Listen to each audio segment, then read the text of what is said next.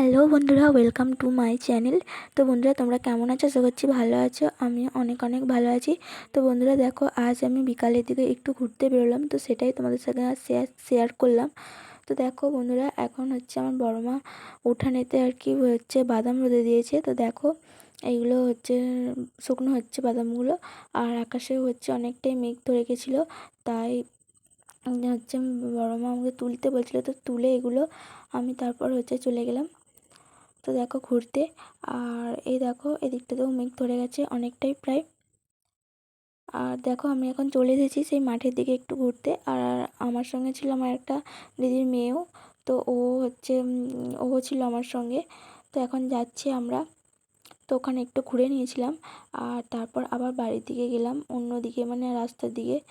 তো এই দেখো আমরা এখন যাচ্ছি, আর তারপরে আসলাম বাড়ির দিকে।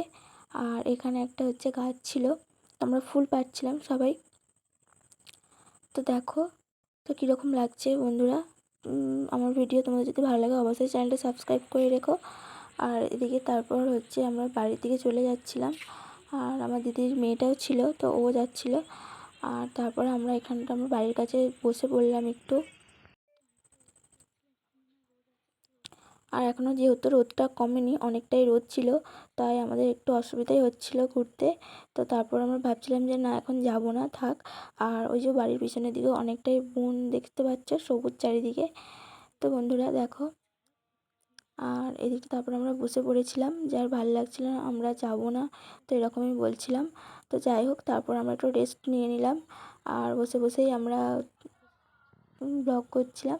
তো দেখো বন্ধুরা, আর এদিকটাতে হচ্ছে অনেক গাছপালা।